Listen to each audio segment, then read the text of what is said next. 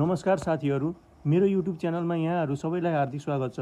यदि तपाईँ फुटबलका साँचो समर्थक हुनुहुन्छ, विशेष गरी लियोनेल मेसीका फ्यान हुनुहुन्छ भने आजको भिडियो अन्तिमसम्म अवश्य हेर्नुहोस्, किनभने आज हामी कुरा गर्दछौँ एउटा यस्तो यात्राको जसले करोडौँ समर्थकलाई आशा पनि दियो र अन्त्यमा भावुक पनि बनायो।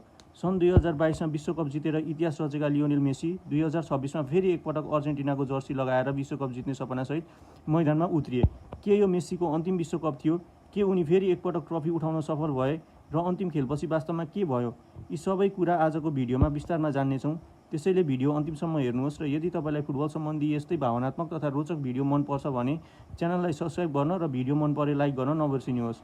अब सुरु गरौँ लियोनेल मेसीको 2026 विश्वकप यात्राको अविस्मरणीय कथा। सन् 2022मा कतार विश्वकप जितेर करोडौँ समर्थकको सपना पुरा गरेका लियोनेल मेसी 4 वर्षपछि फेरि एकपटक विश्वकपको मैदानमा फर्किए।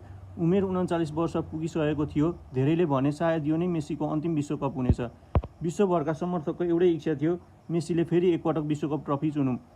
तर फुटबलले हरेक पटक सोचे जस्तो नतिजा नदिने रहेछ। आज हामी हेर्नेछौँ मेसीको 2026 विश्वकप यात्राको भावनात्मक कथा, जहाँ सपना थियो, सङ्घर्ष थियो र अन्त्यमा हृदय विदारक क्षण पनि।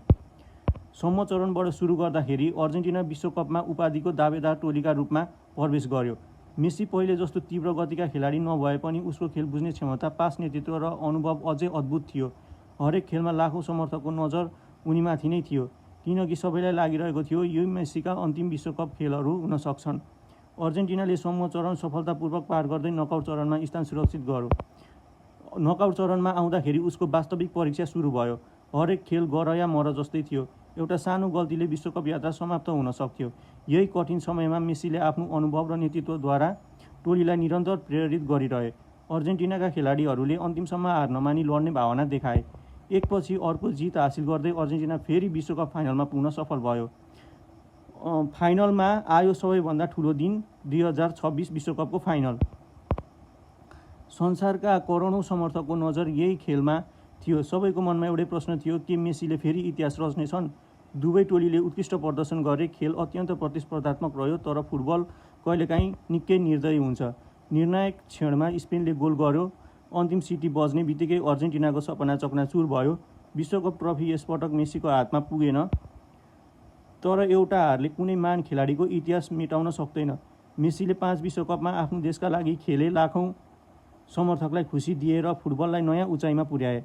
2022को विश्वकप उपाधि, अनगिन्ती गोल, असिस्ट र अविस्मरणीय क्षणहरूका कारण उनी सधैँ फुटबल इतिहासका महानतम खेलाडीहरूमध्ये एक रहनेछन्।